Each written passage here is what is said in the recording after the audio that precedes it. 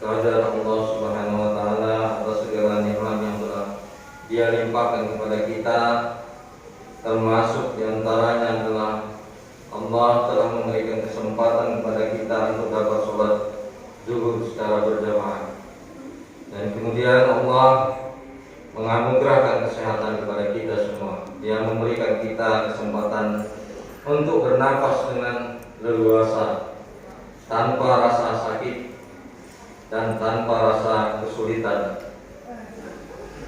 Jamaah yang dimuliakan Allah, dan diantara syukur lain yang harus kita tambahkan kepada Allah adalah Allah telah menganugerahkan iman dan Islam kepada kita sekalian. Ini merupakan satu anugerah yang tiada bandingnya. Jamaah yang dimuliakan Allah, pada kesempatan kali ini saya ingin menyampaikan dua hal secara bersamaan, yaitu yang pertama adalah tahniah terkait dengan telah terpilihnya kepemimpinan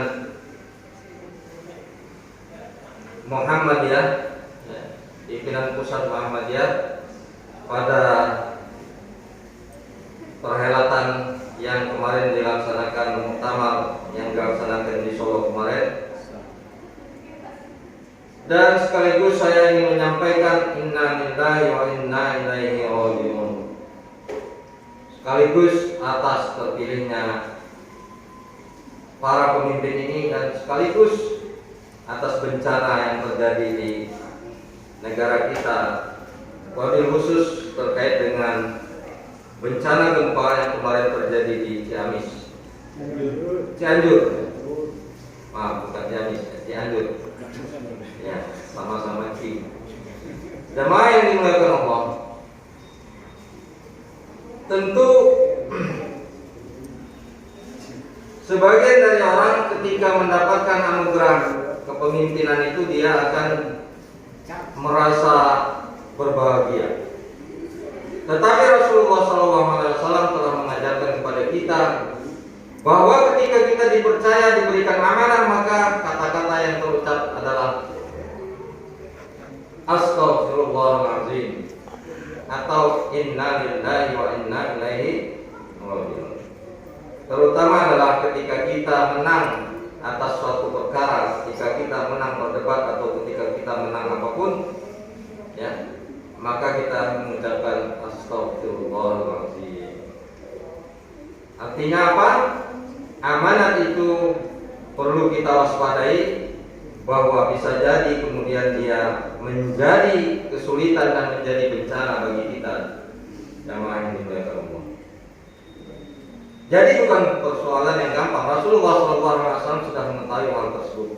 Tidak semua orang mampu mengemban amanah, dan oleh karena itu amanah itu menjadi sangat-sangat mulia bagi kita semuanya ketika kita diberikan kepercayaan. Artinya, kalau kita diberikan kepercayaan, maka hendaknya kita jadikan amanah itu sebagai wasilah atau fasilitas atau sarana buat kita untuk dapat melakukan amal soleh, melakukan kebajikan-kebajikan yang mana muara dari kebajikan itu adalah ridho dari Allah Subhanahu wa taala.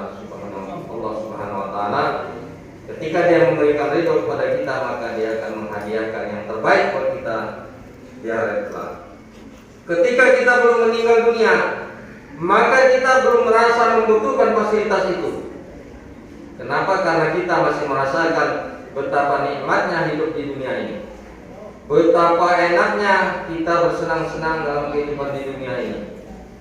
Tetapi Allah telah mengingatkan kepada kita bahwa hendaklah kamu mempersiapkan bekalmu untuk hari esok, kata Allah.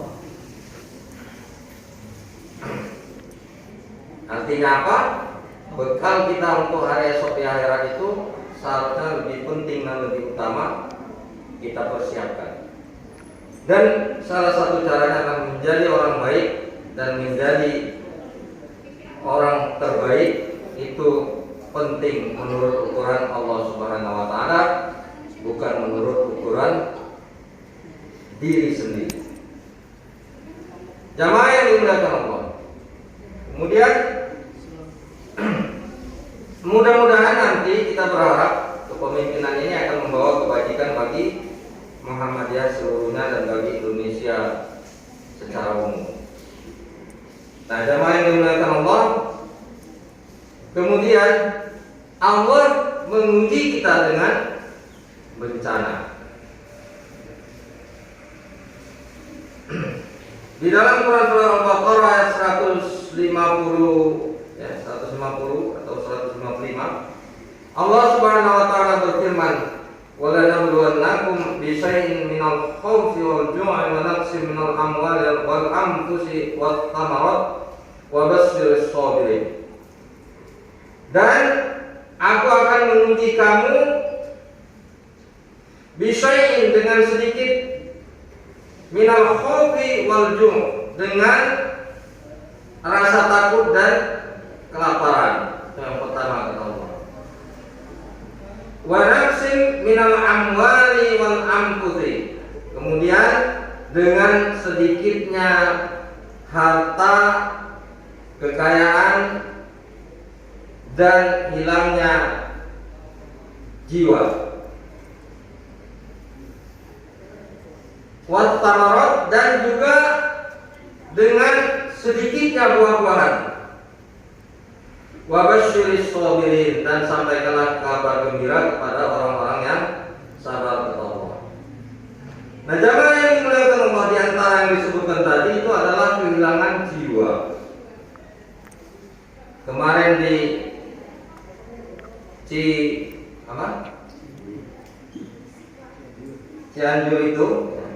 Cianjur itu, menurut berita terakhir yang saya baca itu, tadi malam itu ada 56 orang meninggal dunia. Bencana seperti itu, ini merupakan satu pertanda bahwa ini adalah kiamat sugro, kiamat kecil yang tidak kita rasakan. Jadi apa sebenarnya ini? Ini merupakan salah satu peringatan buat kita. Bukan berarti Allah ingin menguji kita, ya, bukan berarti ketika kita tidak di area bencana, di wilayah yang mengalami bencana, maka kemudian kita tidak merasakan ketakutan sama sekali. Disitulah Allah menguji kita. Bagaimana, apakah kita akan semakin dekat kepada Allah atau kemudian kita semakin menjauh dari Allah Subhanahu wa taala. Dengan banyaknya bencana, meskipun dia jauh, maka ini hendaknya mengingatkan kepada kita bahwa bencana itu sewaktu-waktu bisa terjadi di daerah kita yang kita cintai ini. Bisa saja terjadi. Di Cilacap itu sudah beberapa kali terjadi gempa. Karena apa? Memang dari ujung Sumatera sampai ke Halmahera, Sulawesi, sampai ke Halmahera, daerah situ, Pulau Jawa, Halmahera dan seterusnya itu adalah merupakan ring of fire Indonesia. Nah, buat negara-negara yang lain, yang seperti Indonesia ini relatif masih jarang ya gempa itu terjadi. Ada tapi masih jarang terjadi. Di negara kecil seperti Jepang, ya tidak terlalu kecil juga ya Jepang, ya termasuk besar. Taiwan yang kecil itu, Taiwan yang kecil itu hanya sekitar 22 juta penduduk, dan Jepang lumayan besar negaranya karena terdiri dari pulau-pulau, sama dengan Filipina, seperti itu. Mereka musiman akan mengalami bencana. Tapi kemudian orang-orang di sana, mereka akan tahu, mereka sadar betul bahwa informasi itu sudah tersebar dengan masif bahwa tanggal sekian, jam sekian kira-kira akan ada bencana. Ya, kalau kita rajin membuka website, maka kita akan tahu kapan akan terjadi gempa bumi dan kapan kira-kira akan terjadi angin kencang atau angin puting beliung, kira-kira seperti itu. Sehingga apa? 2-3 hari sebelum terjadi, contohnya terkait dengan puting beliung misalnya, mereka sudah mengantri di swalayan-swalayan untuk mempersiapkan situasi itu terjadi. Dan pada hari H-nya memang itu benar-benar terjadi sesuai dengan prediksi. Jadi sudah merupakan culture di sana. Ya, sudah tahu orang Jepang atau orang Taiwan mereka sudah paham.